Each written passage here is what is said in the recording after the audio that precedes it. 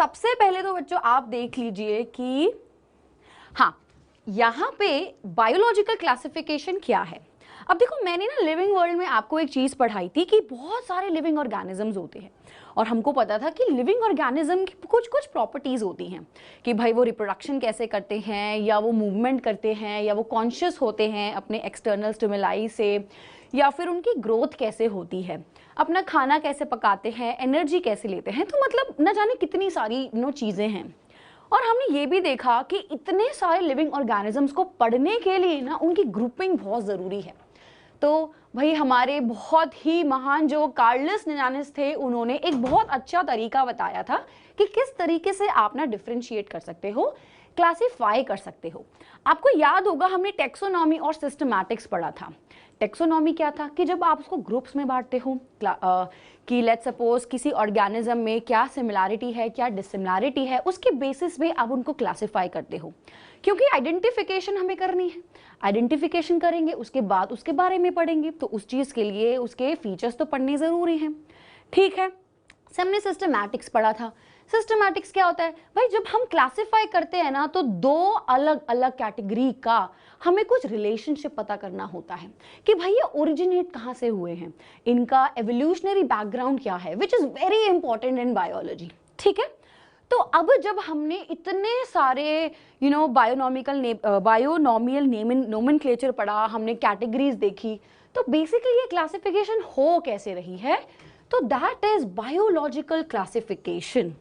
तो ये डेफिनेशन क्या है, एज इट इज ये डेफिनेशन आती है। तो बेसिकली ना ये एक साइंटिफिक प्रोसीजर होता है, मतलब ऐसे ही नहीं तुक्के में मैंने बांट दिया भाई ये सांस लेते हैं, ये नहीं लेते हैं, ये रेस्पिरेशन करते हैं, ये फोटोसिंथेसिस कैसे करते हैं, ऐसे नहीं। It should be very scientific procedure जिसमें आप सारे लिविंग ऑर्गेनिजम्स को, अब याद रहे यहाँ पे मैं ऑल लिविंग ऑर्गेनिजम्स बोल रही हूँ, plants, animals, bacteria, fungi, protozoans, मतलब सब कुछ। जब आप उनको सिमिलैरिटीज और उनकी डिससिमिलैरिटीज में बांटते हो, कीपिंग इन माइंड कि उनका एवोल्यूशनरी रिलेशनशिप क्या है, और उसके हिसाब से आप उनको एक कैटेगरीज में बांटते हो, एक हायरार्की देते हो कि भाई ये पहले आए, ये बाद में आए, ये ऐसे आए, या ये मतलब लेट्स सपोज कॉर्डेटा है, कॉर्डेटा के अंदर ये सारे आ गए, या वर्टिब्रेट्स के अंदर सारे रेप्टाइल्स आ गए, सारे फिशेस आ गई, सारी मैमल्स आ गई, और ये सब आ गए। तो दिस इज वेरी इंपॉर्टेंट। ठीक है, तो सबसे पहले जो क्लासिफिकेशन है ना, जिसने अटेम्प्ट लिया था, ये हिम्मत वाला काम किया था कि इतनी सारी चीज़ों को देखते हैं साथ साथ, दैट वाज एरिस्टोटल। एरिस्टोटल ने सबसे पहले क्लासिफिकेशन की थी। अब लेकिन ना पहले कोई साइंटिफिक मेथड नहीं था, बहुत सारी चीज़ों के बारे में तो पता भी नहीं था उस टाइम। हो सकता है लोग जानते तक नहीं थे भाई बैक्टीरिया, फंजाई वगैरह होता क्या है, या ये आपस में इतने अलग क्यों हैं। तो उन्होंने सिंपल से एक बात बोल दी कि भाई जितने भी एनिमल्स हैं, मैं उसको नॉर्मली बोल सकता हूँ कि जिसमें रेड ब्लड सेल्स होते हैं या नहीं होते, मतलब काटो जिसमें से लाल लाल खून निकला दैट इज एनाइमा, और जिसमें से नहीं निकला दैट इज अनाइमा। सिंपल सी इन्होंने क्लासिफिकेशन दे दी। अब देखो ऐसे इन्होंने बोल दिया कि भाई प्लांट्स भी तो अलग अलग होते हैं, कुछ ये बड़े बड़े ट्रीज होते हैं जिनकी हार्ड स्टेम्स होती हैं, कुछ छोटे होते हैं जो हम अपने घरों में उगाते हैं, कुछ धनिया पुदीना जैसे क्या होते हैं हमारे हर्ब्स होते हैं जो और भी छोटे होते हैं। तो उन्होंने इस तरीके से क्लासिफिकेशन कर दी। लेकिन ये बहुत ही मतलब ऐसे देख के कि ये ऐसा लग रहा है इस तरीके से कर दिया था। नाउ जब ये क्लासिफिकेशन की ना, तो अब बहुत ज़रूरत थी किस तरीके की कि उसको प्रॉपर ही क्लासिफाई किया जाए। तो सबसे पहले तो ये क्लासिफिकेशन ही किस किस टाइप्स की होती है, हम क्लासिफिकेशन किस किस टाइप से कर रहे हैं कि मैं उसको ऑब्जर्व कर रही हूँ, जनरली मैं एक साइंटिफिक प्रोसीजर अपना रही हूँ, क्या कर रही हूँ। तो बच्चों सबसे पहले ना यहाँ पे आता है आर्टिफिशियल क्लासिफिकेशन। आर्टिफिशियल मतलब सुपरफिशियल, आप बस ऊपर ऊपर से ऑब्जर्व कर रहे हो कि इसकी मॉर्फोलॉजी ऐसी है, भाई ये ऐसा दिखता है, इस प्लांट में फ्लावर उगते हैं, इस प्लांट में फ्लावर नहीं उगते हैं। ठीक है, या लेट्स सपोज ये पंछी हैं, ये उड़ते हैं, भाई ये एनिमल है जो उड़ता नहीं है। तो ये सिंपल क्लासिफिकेशन होती है जैसे एरिस्टोटल ने किया था। ठीक है, ऐसे ही एक और थे फ्लाइनी, और फ्लाइनी उन्होंने क्या किया था ना, उन्होंने बोल दिया था कि बस फ्लाइटलेस एनिमल्स होते हैं जो उड़ते हैं, जो जमीन में रहते हैं। किसी ने बोल दिया कि flowering and non flowering plants. तो ये बहुत ही वेग, बहुत ही आर्टिफिशियल मेथड था, ये एक साइंटिफिक मेथड नहीं था। एंड ऑब्वियसली इसके बहुत सारे ड्रॉबैक्स थे कि आप ना बस जो आपको आंखों से दिख रहा है एक लिमिटेड कैरेक्टर्स को आपने देख लिया, आप उसकी तह तक नहीं गए। तो जब आप लिमिटेड कैरेक्टर्स को देखते हो तो ना ही तो उसके एवोल्यूशनरी रिलेशनशिप के बारे में पता लगता है, ना ही आप उसकी फर्दर कैटेगरीज पढ़ोगे। एक ही सारी कैटेगरी ना सब एक ही में आ जाएगी, क्योंकि मैंने जनरल बोल दिया 11th क्लास के बच्चे, 12th क्लास के बच्चे, मैंने इको में अच्छे बच्चे, मैथ्स में अच्छे बच्चे, या बायो वाले बच्चे, मैथ्स वाले बच्चे, मैंने अलग अलग नहीं किए, मैंने जनरली बोल दिया 11th क्लास के बच्चे, 12th क्लास के बच्चे। So that is the point. Obviously भाई एक बहुत अजीब सी बात है, समय बदलता रहता है, हैबिट्स बदलती रहती हैं, हैबिटेट बदलता रहता है, वेरिएशन इज वेरी इंपॉर्टेंट। तो जब भाई आसपास की सराउंडिंग्स बदल रही हैं तो आप कैसे किसी ऑर्गेनिज्म को एक कैटेगरी में डाल सकते हो? एक ऑर्गेनिज्म कुछ टाइम तक लेट्स सपोज गर्मी में रहता है, कुछ ऐसा हुआ कि उसको थोड़ा सा और गर्मी मिल गई बट उसने अडेप्ट कर लिया, वो उसमें रहने के लिए एबल हो गया, तो वही उसका हैबिटेट बदल गया, उसकी हैबिट बदल गई, उसकी मॉर्फोलॉजी बदल गई, उसकी एनाटॉमी बदल सकती है, बहुत सारी चीजें होती हैं। तो ये चीजें आपको ध्यान रखनी चाहिए कि मुझे वो कैरेक्टर्स लेने हैं जो कांस्टेंट हो, जो बदल नहीं रहे, इसीलिए वो आगे तक मानी जाएगी क्लासिफिकेशन। चलो भाई, फिर कुछ साइंटिफिक अप्रोच आते हैं। एक को हमने बोल दिया नेचुरल सिस्टम और एक होता है हमारा फाइलोजेनेटिक सिस्टम। अब देखो बच्चों, नेचुरल सिस्टम क्या है कि अब मैंने बहुत सारे फीचर्स को यूज किया है।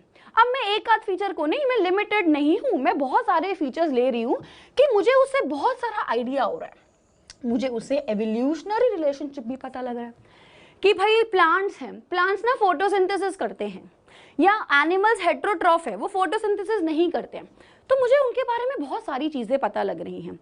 मतलब ऐसी चीजें, अब ऐसा नहीं होगा कि प्लांट्स कभी किसी किसी शेर के पीछे भागने लग जाएगा या इधर उधर मूव करके अपने हाथ पैर उसके निकल आएंगे या कुछ खा लेगा, ऐसा कुछ नहीं होने वाला, वो ऐसे ही सन से अपनी एनर्जी बनाएगा।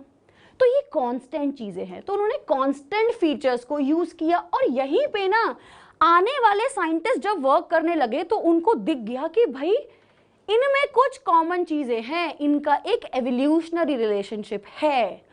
और देन उसके बाद आती है फाइलोजेनेटिक सिस्टम कि भाई अब किसी में एक एवोल्यूशनरी रिलेशनशिप है तो मैं क्यों ना उसको मान के चलूं कि भाई अगर यूकैरियोटिक सारे सब में एक चीज कॉमन है तो उसमें कुछ तो अलग चीजें होंगी, ऐसी क्या फीचर्स है, तो मुझे ज्यादा पता लग पाएगा उसके बारे में। तो फाइलोजेनेटिक सिस्टम आया जिसमें मैं एवोल्यूशनरी रिलेशनशिप को भी नोटिस कर रही थी। जैसे फॉर एग्जाम्पल अर्गलर एंड प्रांटल की क्लासिफिकेशन आई। उन्होंने क्या बोला, भाई जितनी भी एवोल्यूशन जब होती है ना तो सिंपल चीजें ना कॉम्प्लेक्स होती रहती हैं। देखो पहले ना पहिया व्हील इन्वेंट हुआ था तो बस ऐसे मूव कर रहे थे, फिर बुलक कार्ट्स में उसको लगाया गया, चल रहे थे। आज हमारे पास इतनी अच्छी अच्छी कार्स हैं, हैवी हैवी इंजन्स वाली ट्रक्स हैं।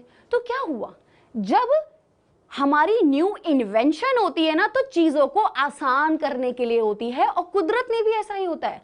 हम ह्यूमंस भी चीजों को आसान करने के लिए करते हैं और नेचर भी अपनी चीजों को आसान करती है, लेकिन उसकी वजह से ना स्ट्रक्चरल कॉम्प्लेक्स होता जाता है।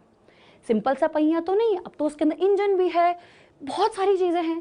तो जब भी चीजें कॉम्प्लेक्स होती रहती है, उसका फंक्शन तो इजी हो रहा है लेकिन उसका स्ट्रक्चरल कॉम्प्लेक्स हो जाता है। तो यहाँ पे उन्होंने पहली बार देखी कि भैया जो चीजें हैं ना वो इंक्रीज होती रहती है कॉम्प्लेक्सिटी, और उन्होंने उनको यूज किया प्लांट्स के अंदर। उन्होंने मोनोकॉट्स और डाइकॉट्स को देखा। अब भाई ये कोई, उन्होंने तो मान लिया कि मोनोकॉट ज्यादा प्रिमिटिव है, मतलब उन्होंने ऐसा मान लिया कि मोनोकॉट जिसमें एक ही कोटिलीडन आया होगा, बाद में वो 2 कोटिलीडन बदल गया। या भाई ऐसे भी हो सकता है बाद में जो चीजें आई कि पहले जो 2 कोटिलीडन की जरूरत पड़ रही थी, अब प्लांट ने एक ही कोटिलीडन में वो काम हो रहा है। तो ये चीजें होती हैं जो एवोल्यूशन दिखाता है, कौन पहले आया कौन बाद में आया। तो इस चीज को जब यूज करते हो तो आपके फाइलोजेनेटिक सिस्टम्स आते हैं। चलो अब आपका इंपॉर्टेंट यहां से क्वेश्चंस बनते हैं कि कौन कौन सी क्लासिफिकेशंस आई। अभी तक मैंने आपको बताया था टाइप्स ऑफ क्लासिफिकेशन, किस तरीके से आप क्लासिफाई करते हो। नाउ वी स्टडी की विद टाइम किस किसने कब कब क्या क्लासिफाई किया। तो सबसे पहले यहीं पे सबसे पहला क्वेश्चन आता है कि भाई first scientific, now I am talking about scientific measures को यूज करके ऐसे रैंडमली नहीं। तो सबसे पहले एरिस्टोटल ने की थी। एरिस्टोटल ने क्या बोला था कि भाई जितने भी एनिमल्स हैं, या तो भाई वो हवा में उड़ रहे हैं, या तो वो लैंड में चल रहे हैं, या वो पानी में तैर रहे हैं। ठीक है। सिमिलरली उन्होंने क्या बोल दिया, सारे प्लांट्स या तो भाई श्रब्स हैं, या तो लंबे लंबे ट्रीज हैं, या छोटे छोटे हर्ब्स हैं। ठीक है। तो डिपेंडिंग अपॉन कि एनिमल्स कैसे रहते हैं और प्लांट की स्टेम का साइज क्या है, उसकी मजबूती कितनी है, उस हिसाब से उन्होंने सबसे पहली दी और शुरुआत की क्लासिफिकेशन की। चलो बहुत अच्छी बात है। सबसे पहली चीजें परफेक्ट नहीं होती हैं, तो कौन आया उसके बाद, बहुत सारी प्रॉब्लम्स आई। अब देखो क्या हुआ, बैक्टीरिया और फंजाई जो कि इतनी ज्यादा पॉपुलेशन है जो लिविंग ऑर्गेनिज्म में, मतलब बैक्टीरिया तो हर जगह है, फंजाई कितने सारे टाइप्स के होते हैं, तो इनकी तो बात ही नहीं हुई थी, कुछ भी नहीं हुआ था इनके बारे में। कौन थे ये लोग, उनको पता ही नहीं था, कहां से आए। हो सकता है हाँ ना, उस टाइम माइक्रो स्कोप नहीं थे इतने डेवलप, चीजें नहीं पता थी बहुत सारी, तो ये चीज नहीं पकड़ में आई। दूसरी चीज देखो भाई, जेलीफिश, नाम इसका जेलीफिश है ये एक एनिमल। अब तो आपको पता है ना कि ये एक एनिमल होता है jellyfish, it is an aquatic animal. चलो भाई, सी हॉर्स देखो, नाम एनिमल जैसा है और होती ये एक फिश है। सी कुकुम्बर, सोचते ही खीरा आता है दिमाग में, प्लांट आता है, कितनी अजीब सी बात है, ये भी एक्वेटिक क्रिएचर है ना। तो जो कॉमन नेम्स है ना बच्चों, वो बहुत मिसलीडिंग थे। जो क्लासिफिकेशन होती है ना, वो हर जगह एक्सेप्ट होनी चाहिए, सबको समझ आनी चाहिए, ताकि लोग आइडेंटिफाई कर सके। यहाँ पे तो आइडेंटिफाई का कोई स्कोप ही नहीं था, क्योंकि हर जगह उनके नाम ही मिसलीडिंग थे। तो कॉमन नेम्स, ये कॉमन नेम्स होते हैं, दे वर मिसलीडिंग। ठीक है। दूसरी चीज, ये प्यूमा है हमारा, कोई इसको बोलता है प्यूमा कैटामाउंट, कोई बोलता है माउंटेन लायन, कोई बोलता है प्यूमा ही बोलता है। मतलब भाई इतनी सारी जगह में एक ही एनिमल के इतने नाम हो गए। मेरा नाम तो शिवांगी है, मेरे को तो सब शिवांगी से बोलते हैं, लेकिन इसके देखो कितने सारे नाम रख दिए। अभी मुझे कैसे पता लगेगा कि किसके बारे में बात कर रहे हैं, इसको कहाँ पे रखा है। तो यहाँ पे ना कोई सिस्टम नहीं था, और ये कौन सॉल्व की, हम लिविंग वर्ल्ड में पढ़ चुके हैं। जो ये नेमिंग का फंडा था ना, इसको सॉल्व किया बड़े इंटेलिजेंट आदमी ने, दैट वाज कार्लस लिनानियस। और कार्ल लिनानियस, इनको इस तरह भी इन्होंने अपना नाम रख लिया था। तो इन्होंने ये कंफ्यूजन सॉल्व कर दी थी बायोनोमियल नोमेनक्लेचर लाके, है ना। हर एक लिविंग ऑर्गेनिज्म का नाम दो नाम में रख दिया था, तो ये सारी चीजें इसमें इंक्लूडेड थी, और कुछ कैरेक्टर्स भी इंक्लूडेड थे। अब देखो, उन्होंने यहाँ पे दी टू किंगडम क्लासिफिकेशन, तो यहां से आपका किंगडम वर्ड आया। किंगडम कैसे आया, आपको मैंने बताया था लिविंग वर्ड में कि इन्होंने हायरार्की दी थी, किंगडम, फाइलम, ये सब दिया था। तो यहीं से किंगडम की बात हुई। सबसे पहले आपके दो किंगडम आए, बहुत ही इन्होंने सिंपल सा खेल खेला। एक तो बोल दिया भाई प्लांटे, और एक बोल दिया एनिमेलिया। नाम इनके बड़े स्टाइलिश होते थे, सीधा सीधा प्लांट्स एनिमल्स नहीं, लैटिन में चीजें करते थे। तो प्लांटे में क्या किया, उन्होंने सिंपल बोल दिया भाई जो चलते नहीं है, जो रिस्पॉन्स नहीं करते, जिन खाते नहीं है, अपना खाना खुद बनाते हैं, भाई जिसमें कॉन्ट्रैक्टाइल सिस्टम एब्सेंट होता है। जैसे मैं अपने हाथ हिल रही हूं, I am moving, my muscles are contracting and relaxing. तो जब मूवमेंट ही नहीं हो रही, तो ये चीज भी नहीं हो रही है। भाई सेल वॉल जैसी कोई चीज नहीं है प्लांट के अंदर, ठीक है, this should be present. Cell wall इनके अंदर प्रेजेंट है, लेकिन यहाँ पे एनिमल में यही चीज एब्सेंट है। वो तो खाते हैं, दूसरे पे डिपेंड होते हैं, कभी तो प्लांट्स ही खा जाते हैं, कभी जानवर को ही खा जाते हैं भाई। देन इस बेसिस पे उन्होंने जनरल प्लांट्स एंड एनिमल्स को अलग कर दिया। अब क्या हुई भाई, ये भी काम नहीं आई। क्यों काम नहीं आई, कितने सारे ऐसे ऑर्गेनिज्म थे जो प्लांट्स की तरह भी थे और एनिमल्स की तरह भी थे। चलो मैं आपको एग्जांपल बताती हूँ। यूग्लिना पता है हमको, भाई प्लांट्स क्या कर रहे थे, प्लांट्स तो फोटोट्रॉप्स थे ना, अपना खाना खुद बना रहे थे। फोटोट्रॉप्स, ऑटोट्रॉप्स, लाइट की तरफ से अपना खाना खुद बना रहे थे, फोटोसिंथेसिस कर रहे थे। बट लेकिन ये एनिमल्स की तरह मूव भी तो कर रहे थे। प्लांट्स तो मूव नहीं करते, खाना बनाते हैं, तो ये किसको बोलोगे? इसको प्लांट बोलोगे कि एनिमल बोलोगे? चलो भाई फंजाई की बात कर लेते हैं। फंजाई तो भाई फिक्स्ड होते हैं, वो तो मूव नहीं करते, तो ये दूसरों पर डिपेंडेंट क्यों होते हैं? ये अपना खाना खुद क्यों नहीं बनाते? स्पॉन्जेस को ले लो, 9th में पढ़ चुके हो, स्पॉन्जेस आर पोरीफेरा। सबसे इजी बच्चों को पोरीफेरा याद होता है। पोरीफेरा, पोर सुनते ही सबको स्पॉन्ज स्पॉन्ज दिखने लग जाता है ना, यही होता है। तो भाई वो भी तो फिक्स है, वो क्यों नहीं मूव करते एनिमल्स होने के बावजूद? तो ये सारी चीजों को ये एक्सप्लेन नहीं करता। ऑब्वियसली ना ही तो उन्होंने प्रोकैरियोट्स की बात की, ना ही इन्होंने यूकैरियोट्स की बात की, मतलब एक डिफरेंशिएशन ही नहीं दिया। और आपको पता है कितनी अलग चीजें हैं। यू मतलब एक ट्रू न्यूक्लियस उसमें देखने को मिलता है, प्रोकैरियोटिक प्रिमिटिव होता है, प्रिमिटिव न्यूक्लियस। यहाँ पे कोई मेम्ब्रेन बाउंड ऑर्गेनेलिज नहीं होते, यहाँ पे तो होता है। यूनिसेलुलर और मल्टीसेलुलर में डिफरेंशिएट नहीं किया भाई, पूरी बात ही अलग है इन लोगों की। एक सेल सारे फंक्शन करेगा तो कितने अलग अलग तरीके से करेगा। अब भाई सेल मिलके टिश्यू बनाएंगे, टिश्यू मिलके ऑर्गन्स बनाएंगे, ऑर्गन्स मिलके सिस्टम बनाएंगे, तब मल्टीसेलुलर की कितनी सारी बातें होंगी। यहाँ पे वो चीजें नहीं थी।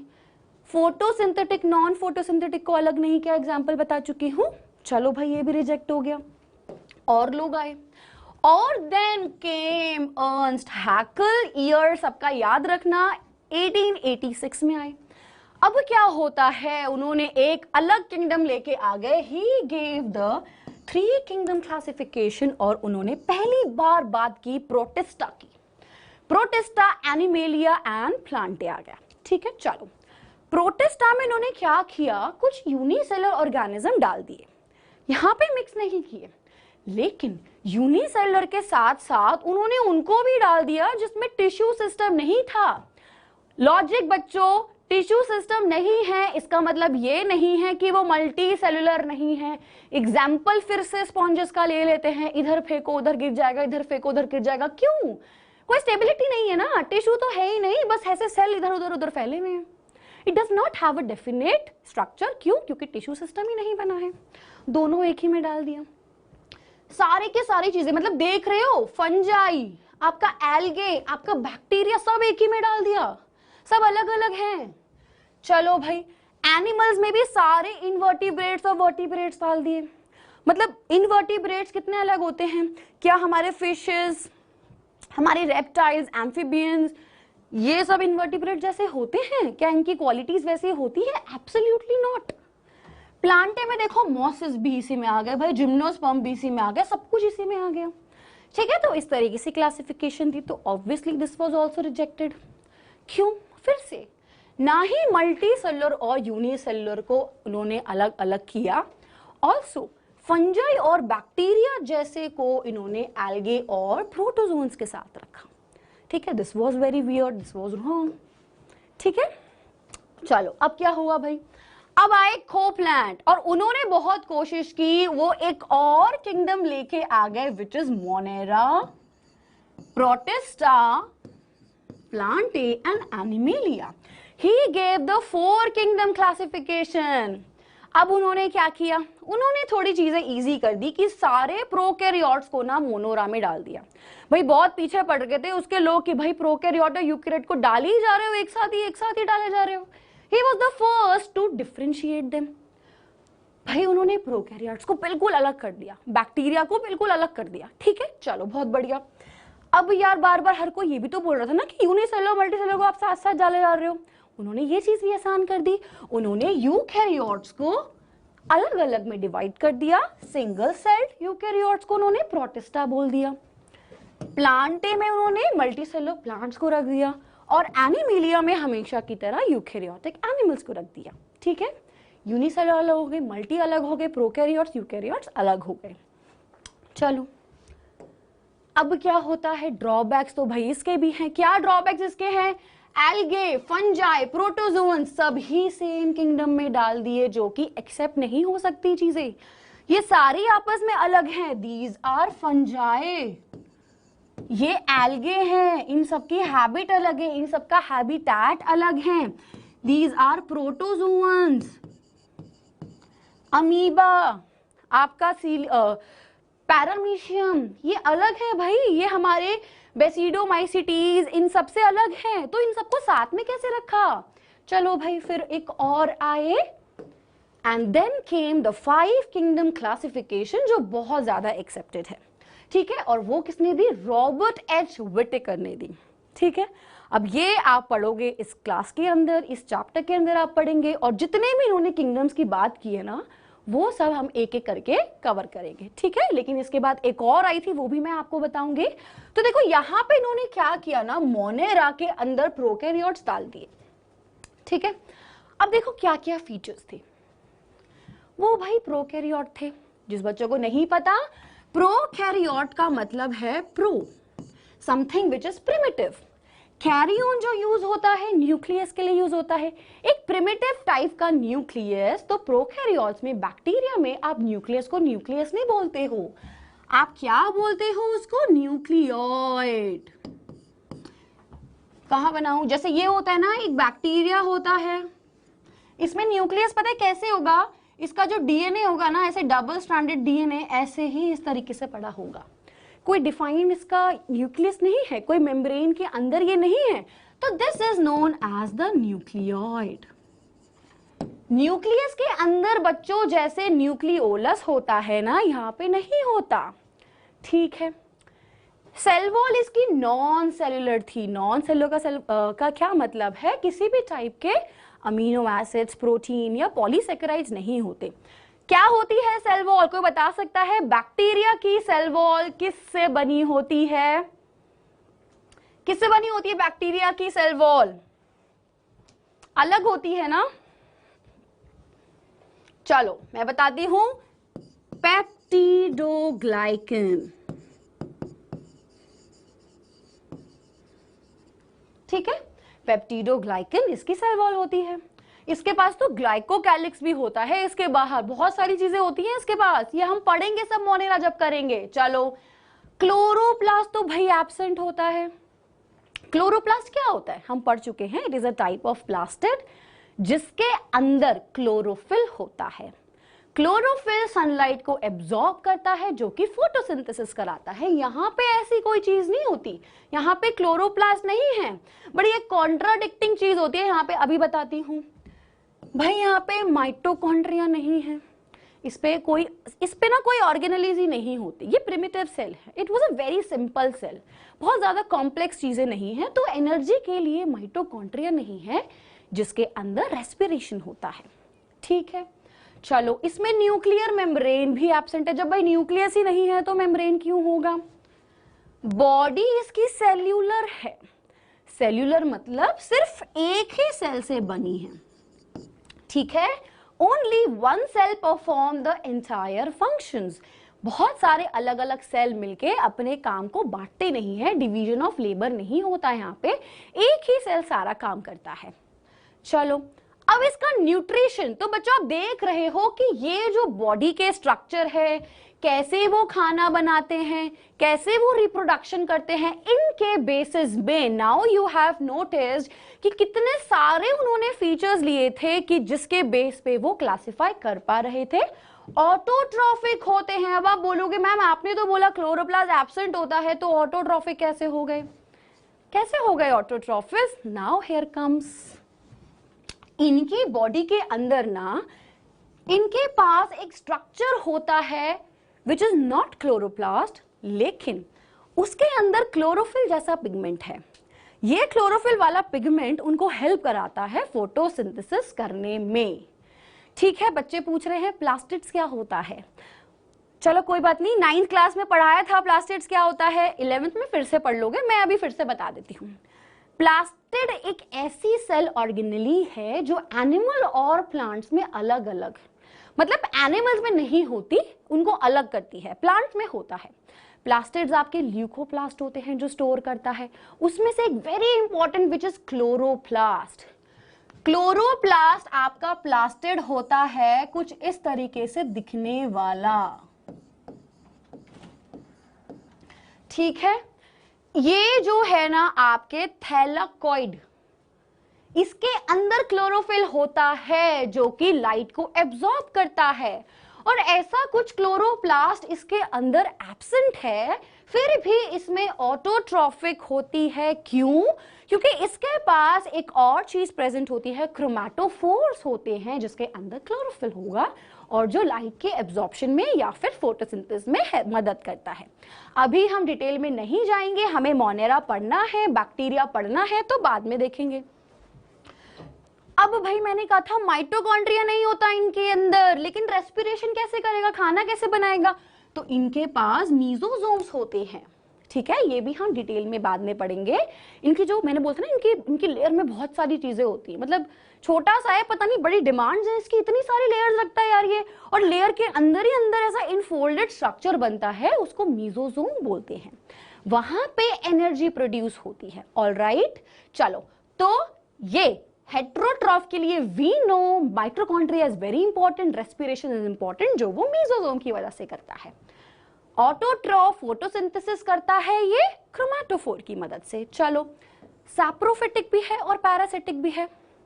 ठीक है, आई होप सबको सैप्रोफिटिक और पैरासिटिक पता है।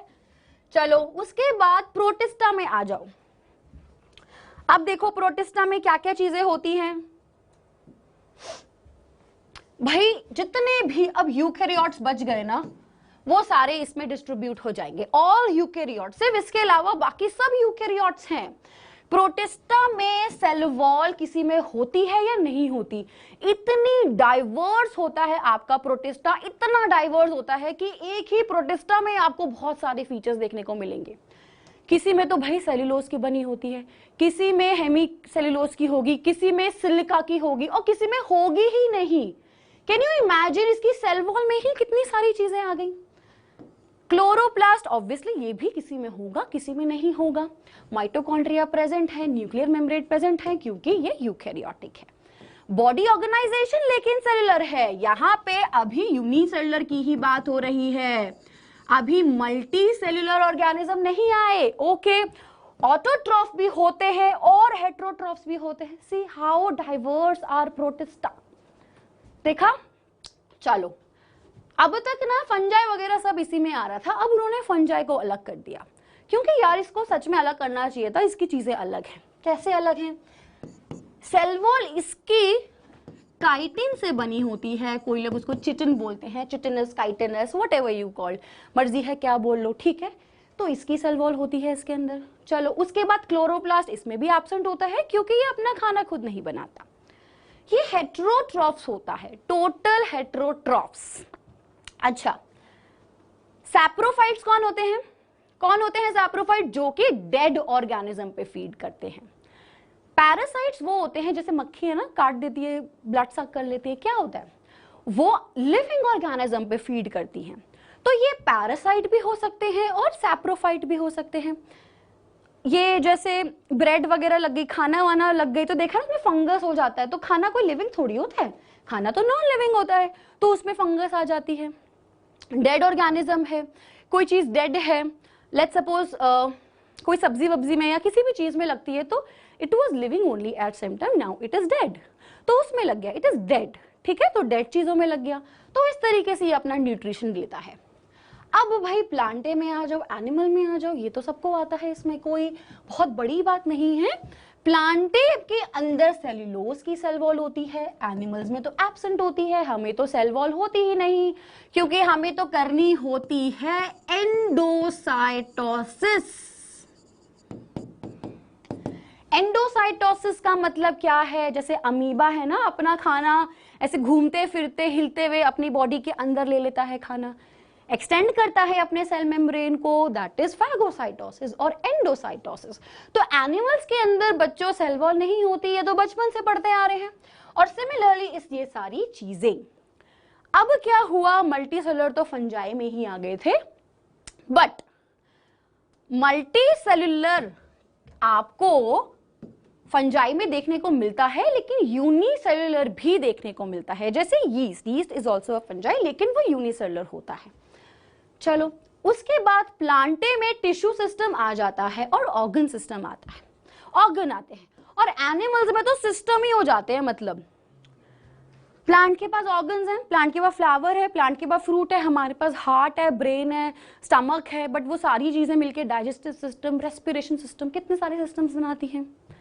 प्लांट्स तो भाई ऑटोट्रॉफिक होते हैं और हमारा न्यूट्रिशन होलोजोइक होता है। होलोजोइक न्यूट्रिशन क्या होता है? सबको पता है, होलोजोइक मीन्स होल। ऐसा याद रखो कि पूरा होल। हम अपना खाना कैसे खाते हैं? बर्गर खाया, रोटी खाई, पिज्जा खाया, ऐसा तो नहीं है ना उसमें बाहर हमने एंजाइम फेंके, उसको तोड़ा और फिर एब्जॉर्ब कर रहे हैं कुछ अलग ही तरीके से, ऐसा तो नहीं हो रहा। सिंपल उठाया, खाया, अब बॉडी के अंदर जाके अब भाई दांतों से हम चबाएंगे, पेट में प्रोटीन्स टूटेगा, स्मॉल इंटेस्टाइन में फैट्स टूटेंगे, कार्बोहाइड्रेट्स टूटेंगे, प्रोटीन्स टूटेंगे, तो इस तरीके से उनकी डाइजेशन होगी। तो होलोजोइक क्या होता है? जिसमें आपकी पहले डाइजेशन होता है, यानी कि ब्रेक डाउन होता है। पहले खाया, पहले इंजेशन हुई, उसके बाद डाइजेशन हुई, ब्रेक डाउन हुआ, फिर वो खाना एब्जॉर्ब होगा, वो सेल उसको लेके जाएगा, एब्जॉर्प्शन होगी, फिर उसके बाद एसिमिलेशन होगी, माइटोकॉन्ड्रिया अपना काम करेगा, वो जो खाना एब्जॉर्ब हुआ है वो टूटेगा, एनर्जी देगा by respiration, that is assimilation. फिर जो बचा कुचा वेस्ट है वो बॉडी से बाहर चले जाएगा, विच इज इंजेशन। तो इस टाइप का न्यूट्रिशन देखने को मिलता है एनिमल्स में। चलो ये हो गया। अब एक चीज और जो मैं जो आपको बोल रही थी कि इस चैप्टर में हम क्या क्या पढ़ेंगे ना, विटेकर की 5 किंगडम क्लासिफिकेशन में एक चीज ऐसी थी जो इंक्लूड नहीं की। बहुत ही वीआईपी लोग हैं जो किसी भी कैटेगरी में नहीं आना चाहते, which are lichens, viruses, viroids. ये किसी भी क्लासिफिकेशन में नहीं आना चाहते, इसको हम अलग से पढ़ेंगे। तो हम जो पढ़ने वाले हैं बच्चों, that is monera, protista, fungi. Plantae animalia हम इस चैप्टर में नहीं पढ़ेंगे क्योंकि बहुत बड़ा है, हम इसको प्लांट किंगडम और एनिमल किंगडम में पढ़ेंगे। और यहाँ पे हम लाइकन्स, वायरस और वायरॉइड्स भी पढ़ने वाले हैं। जैसे आप जानते हो वायरस क्या है, अब इसका तो ये ही नहीं पता कि ये लिविंग है कि नॉन लिविंग है, क्यों इसको फिर कैटेगरी में लेगा, क्यों उसको अपने साथ लेगा, अलग, इट इज डिफरेंट। चलो एक क्लासिफिकेशन और होती है which is 6 kingdom classification given by Carl Woese. It all लिखा होता है कहीं कहीं पे, इट ऑल मतलब होता है कि और किसी साइंटिस्ट ने उनके संग मिलकर काम किया, मतलब और लोग, ठीक है। चलो कार्ल वूज ने 1990 में बोल दिया कि 5 किंगडम क्लासिफिकेशन को 6 कर दो। क्यों 6 कर दो? जो मोनेरा था ना बच्चों, मोनेरा, उसके अंदर सारे बैक्टीरिया आ रहे थे, सारे के सारे बैक्टीरिया आ रहे थे। बैक्टीरिया यूकैरियोट से बिल्कुल अलग होते हैं, लेकिन कुछ बैक्टीरिया ऐसे बैक्टीरिया थे जिनकी क्वालिटीज यूकैरियोट्स जैसी थी। तो जब हमने सारे यूकैरियोट्स को अलग कर दिया तो इसको क्यों नहीं किया? तो उन्होंने क्या करा, जो आपके बैक्टीरियाज है ना उसको 2 में डिवाइड किया। एक जो आप जनरली सारे बैक्टीरिया के बारे में पढ़ते हो, जो सब डिजीजेस कॉज करती है, निसेरा गोनोरी हो गई, आपकी टीबी टाइफाइड वाला बैक्टीरिया होगा, कोई भी एसटीडी वाला बैक्टीरिया हो गया, कोई टेटनस वाला बैक्टीरिया होगा, क्लोस्ट्रीडियम हो गया, बैसिलाई हो गया, कोकाई हो गया, मतलब किसी भी टाइप के आपके बैक्टीरिया हो गए, वो सारे आपके ट्रू बैक्टीरिया में आएंगे, जिसको हम यू बैक्टीरिया में पढ़ेंगे। ऑलराइट, यू मीन्स ट्रू, जैसे कि यूकैरियोट्स, ट्रू न्यूक्लियस, ठीक है। और जो हमारे दूसरे बाकी बच गए bacteria which are known as archaebacteria. Archaebacteria primitive होते हैं। तो जब उन्होंने देखा कि आर्के बैक्टीरिया प्रोकैरियोट्स जैसे भी है, यूकैरियोट जैसे भी है, तो उन्होंने कहा ये सबसे पहली चीज है जिससे फर्दर डाइवर्स हुई है, और उन्होंने 3 डोमेन्स ऑफ लाइफ की बात कर दी। क्या बोला कि आर्किया बैक्टीरिया जो है, आर्किया ही डाइवर्ज हो गए बैक्टीरिया में, यानी कि आर्किया डाइवर्ज हो गए प्रोकैरियोट्स, ट्रू प्रोकैरियोट्स और ट्रू कैरियोट्स में। यूकैरियोट्स में प्लांट्स आ गए, एनिमल्स आ गए, फंजाई आ गई, सब कुछ आ गया। ठीक है। अब आर्किया बेसिकली क्या होता है अभी नहीं बता रही हूँ, जब हम प्रोकैरियोट्स मोनेरा स्टार्ट करेंगे नेक्स्ट क्लास में, क्योंकि बड़ा है इस क्लास में मैं स्टार्ट नहीं करना चाहती, नहीं तो चीजें रह जाएंगी। हम अच्छे से डायग्राम देखेंगे और उसका रिप्रोडक्शन, न्यूट्रिशन सब कुछ देखेंगे। तो बच्चों अभी बता देती हूँ कि आर्किया बैक्टीरिया क्या होता है ना। ये बहुत ही एक्सट्रीम कंडीशंस में सरवाइव करने वाले बैक्टीरिया होते हैं, बहुत प्रिमिटिव है। ऐसा मान लो कि जब अर्थ नया नया ओरिजिन हुआ था तो अर्थ भी तो बहुत प्रिमिटिव, उसका जो एटमॉस्फेयर था वो भी तो बहुत ज्यादा प्रिमिटिव था ना। एक्सट्रीम कंडीशंस थी वहां पे, बहुत ज्यादा गर्मी, बहुत ज्यादा पीएच, बहुत कम पीएच, बहुत सॉल्टी, मतलब बहुत एक्सट्रीम कंडीशंस थी। तो उस एक्सट्रीम कंडीशंस में मिलने वाले थे आर्की बैक्टीरिया, जैसे कि बहुत एक्सट्रीम हीट में, बहुत ज्यादा एसिडिटी में, ठीक है, बहुत ज्यादा सलाइन कंडीशंस में। तो ऐसे कंडीशंस में मिलने वाले कुछ बैक्टीरिया जिसको हम आर्की बैक्टीरिया बोलते हैं, ठीक है। तो ये सारी थी आपकी kingdom classification. Now what is important आज की क्लास के लिए, क्या क्या इंपॉर्टेंट है देखो, समरी मैंने यहाँ पे लिख दी है, इसका स्क्रीनशॉट ले लो और इसको अच्छे से देख लो। व्हाट इज दिस समरी, क्या क्या एग्जाम में क्वेश्चन आता है। सबसे पहले first classification was given by Aristotle. Aristotle ने दी थी हर्ब, श्रब्स, ट्रीज और आपके एनिमल्स, लैंड, वाटर और एयर वाले, ठीक है। उसके बाद second kingdom, two kingdom classification आपकी दी थी किसने, कार्ल लिनानिस ने 1735 में। उन्होंने प्लांट्स और एनिमल्स में बांट दिया। प्लांट्स में उन्होंने बैक्टीरिया को भी ले लिया, प्लांट्स में उन्होंने फंजाई को भी ले लिया, प्लांट्स के अंदर सारे मॉसेस भी आ गए, जिम्नोस्पर्म, एंजियोस्पर्म भी आ गए, इसके अंदर एल्गे भी आ गया, सब कुछ इसके अंदर आ गया था। फिर आए अर्नस्ट हैकेल जिन्होंने थ्री किंगडम में कर दिया, उन्होंने प्रोटिस्टा की बात कर दी। उसके बाद हमारे पास स्कोपलैंड आया, दिस इज नॉट इंपॉर्टेंट, हमारे पास स्कोपलैंड आया जिसपे मोनेरा आ गया था। मोनेरा के बाद हमारे पास विटेकर की क्लासिफिकेशन आ गई, 5 किंगडम क्लासिफिकेशन, और कार्ल वुड्स ने फर्दर इसको मोनेरा को यू बैक्टीरिया और आर्किया में कर दिया। This is a 3 domains of life, ठीक है। तो ये था। नेक्स्ट क्लास में हम मोनेरा स्टार्ट करेंगे और अच्छे से पढ़ेंगे। तो आई होप अभी किसी को डाउट नहीं है। Thank you and all the best. और अगली क्लास में बच्चों जरूर आना, Monera is very very important, मतलब वेरी इंपॉर्टेंट आपके इस चैप्टर के लिए, ठीक है। इसको मिस नहीं करेंगे। Thank you, bye bye.